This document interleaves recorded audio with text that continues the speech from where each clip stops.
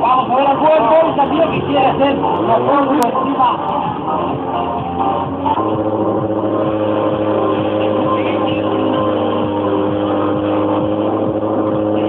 Cuéntalo para abajo. Ahí está, esos giros.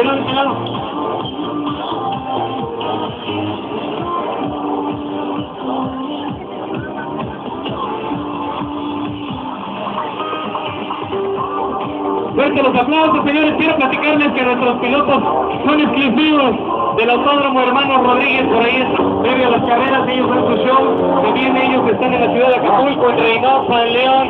Así es que hay que sentirnos contentos. Ahí que tenemos a alguien y este lo lopan. A ver si podemos hacer algo.